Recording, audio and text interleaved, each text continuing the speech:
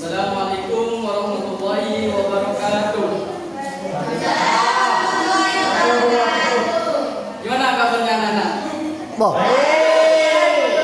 Semangat semua. Sangat aktif sekali kelas di sini ya. Tak pasti. Untuk hari ini kita akan belajar akidah akhlak tentang Rasul Ulul Azmi. Tidak ada. Ya. Sudah ada yang tahu tentang Ulul Azmi? Jadi Ulul Azmi ini adalah gelar yang diberikan oleh Allah kepada Rasul pilihan. Siapa dia? Kata Ulul Azmi ini berasal dari dua kata, yakni ada ulul atau ula yang artinya memiliki atau pertama, dan azmi ini adalah kesabaran hati atau keteguhan tekad. Azam. Jadi tujuan kita mempelajari ulul azmi ini agar kita bisa mencontoh dan menteladani perilaku Nabi, entah itu dari kesabaran, keteguhan dan tekad dalam menyebarkan atau menyiarkan agama Allah. Ada yang tahu nama-nama Rasul Ulul Azmi? Nggak tahu, nggak tahu. Ada yang tahu? Siapa Ustaz? Siapa? Jadi Rasul dan Ulul Azmi ini ada 5. Ada berapa? 5. Yang pertama Nabi Nuh. Yang kedua Nabi Musa. Yang ketiga Nabi Isa. Yang keempat Nabi Ibrahim. Yang kelima Nabi Nabi Muhammad. Dan pertama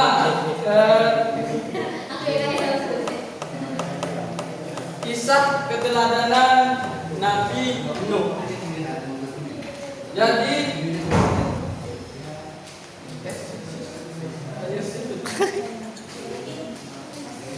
Dendam. Nabi Nuh. Jadi kisah keteladanan Nabi Nuh. Nabi Nuh ini berdakwah selama 950 tahun. Tapi pengikutnya hanya 80 orang. Bayangkan, coba kalian ada di posisi Nabi Nuh, berdakwah, mengajak orang selama 950 tahun. Tapi yang ikut hanya 80 orang. Bisa dihitung lah. Bayangkan kalian, pasti kan ada rasa kekecewaan, ada rasa emosi, karena selama 950 tahun itu yang ikut hanya 80 orang.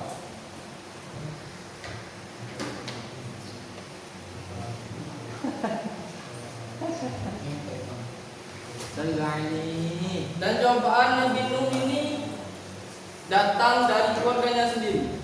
Mungkin kalian sudah pernah dengar kisah Nabi Nuh dan istrinya dan sama anaknya itu Kan'an.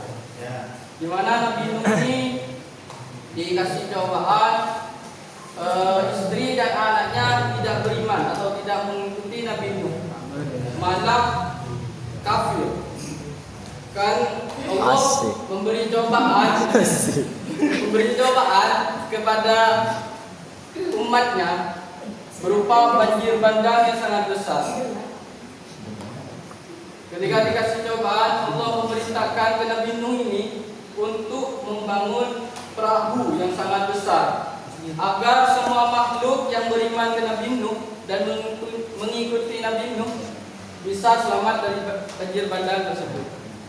Tapi tidak dengan istri dan anaknya yang malah kafir. Bahkan istrinya ini mengucapkan kata yang anggaplah kasar. Istrinya itu sampai mengucapkan ke Nabi Nuh ini, ngapain buat kapal di siang bolong, padahal cerah, tidak ada hujan, tidak ada banjir, tidak ada apa. Tapi Nabi Nuh buat kapal. Sampai sama istrinya itu dibilang gila. bila. Itu kesabaran Nabi Nuh sangat besar. Coba ada istrinya namanya sabar ya. Sudah dikhianati sama istri dan anaknya. Cobanya dari keluarganya sendiri gitu. Kenapa tidak cerai, Ustaz? Gimana? Kenapa tidak cerai? Kenapa tidak cerai? Karena sabar. Nabi Nuh itu sabar dan kuat teguh. Tuh, kok dia cerai aku gitu. Gimana? Kasihan laki. Ya, lanjut ke Nabi yang kedua. Ada Nabi Ibrahim. Nabi Ibrahim ini Lepain. Yang disembelih. apa? Bawa. Nabi Nuh ini juga sorry, Ustaz lupa. Tidak belajar Nama Pak. Nabi Ibrahim. Nabi Ibrahim ini juga disebut bapak para nabi. Kenapa disebut bapak para nabi? Karena Nabi Ibrahim ini Bapak-bapak. keturunannya banyak yang menjadi nabi dan rasul. Nabi Ibrahim ini cobanya juga sangat banyak. Dari difitnah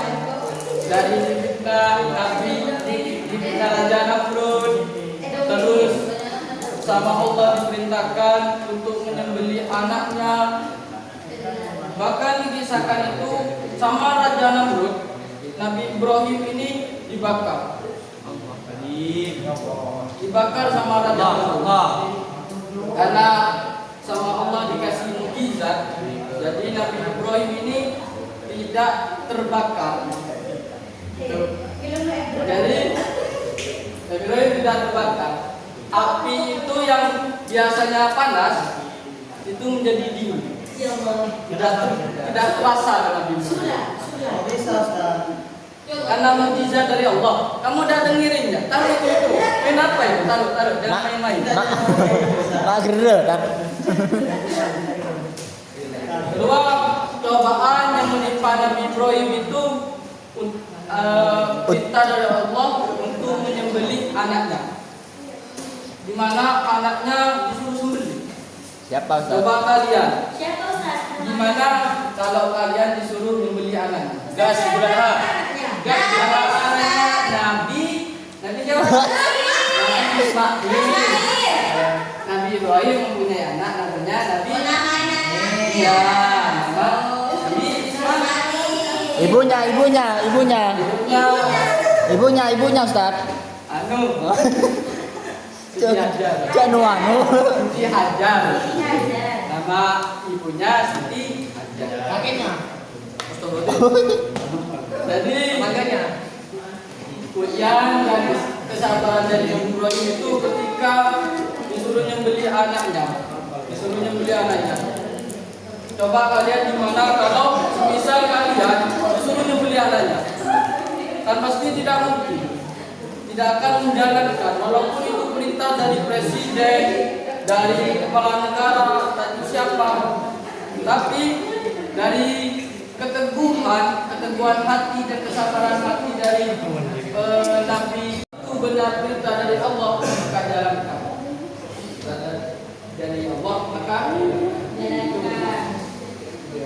jalankan.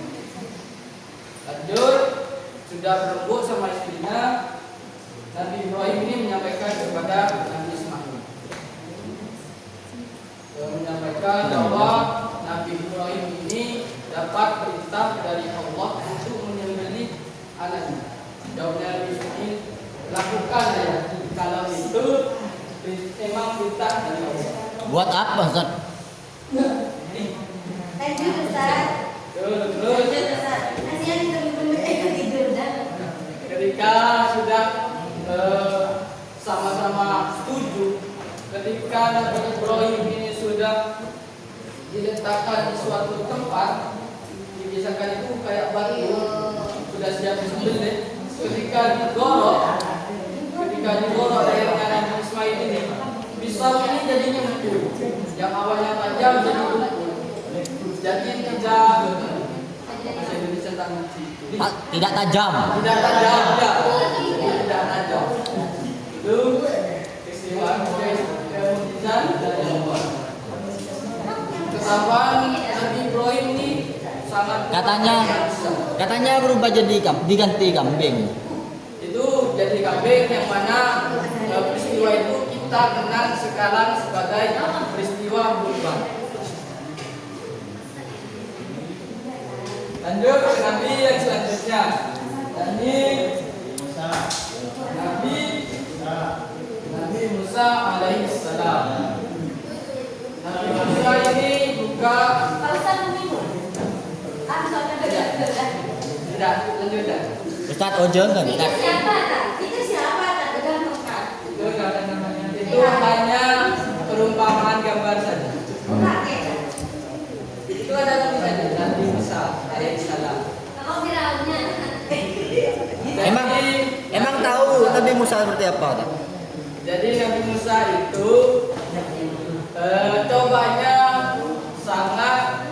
sangatlah banyak. Di mana Nabi Musa ini harus menghadapi yang namanya Raja Fir'aun. Di mana Raja Fir'aun ini mengaku Tuhan, mengaku dia adalah Esa, Dikisahkan pada zamannya Fir'aun ini Nabi Musa ini dihanyutkan ke sungai oleh ibundanya, dihanyutkan dan diselamatkan oleh istrinya Fir'aun. Di mana sungai itu yang mengalir ke kerajaan Fir'aun, diselamatkan oleh istrinya. Sesampainya di istana dicek sama Raja Fir'aun dan penasihatnya bilang bahwa tidak boleh ada anak lelaki, dan peramal itu juga bilang bahwa yang akan memusnahkan atau membunuh Nabi Fir'aun ini adalah anak laki-laki dari kerajaan. Lanjut ke mukjizat Al-Mu'jiz. Mukjizat dari Nabi Musa ini di mana tongkatnya ini bisa berubah jadi ular. Bukan sulap, bukan sihir. Ini mukjizat dari Allah. Dan tongkatnya Nabi Musa ini juga bisa memilah lautan. Tidak pernah dengar ceritanya ya?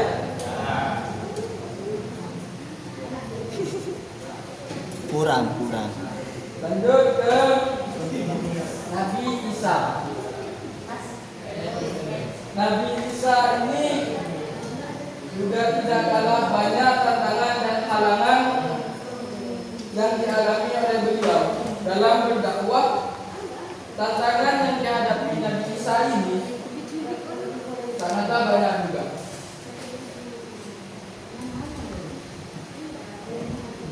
Di mana tantangan dari Nabi Isa ini adalah menghadapi para pendeta Yahudi, di mana para pendeta Yahudi ini menuntut kesombongan dan keangkuhan dari dirinya sendiri. Nabi Isa ini juga pernah difitnah, karena Nabi Isa ini mukjizatnya bisa menghidupkan orang mati atas izin Allah. Di situ Nabi Isa ini difitnah bahwa dia penyihir, itu apalah difitnah kayak gitu. Sampai sama raja siapa lah? Raja Pilatus. Raja itu Raja Pilatus. Raja siapa? Nabi Isa ini dihukum salib. Tapi yang disalib itu bukan Nabi Isa. Yang disalib itu namanya Yahuda al-Asykariyuti. Al-Asyuda itu. Jadi Al-Asyuda itu sama Allah dimiripkan dengan Nabi Isa. Itu salah satu mukjizat Nabi Isa. Lanjut ke yang kelima, Nabi kita yaitu Nabi Muhammad sallallahu alaihi wasallam. Sallallahu alaihi wasallam. Tentu anak-anak di sini sudah banyak mendengar tentang kisah Nabi Muhammad, tentang itu keteladanan, kesabaran, bahkan kepintarannya. Nabi Muhammad ini banyak unggul. Dari kisah kesabarannya, ketika Nabi Muhammad berdakwah atau bersyiar di negeri Palestina,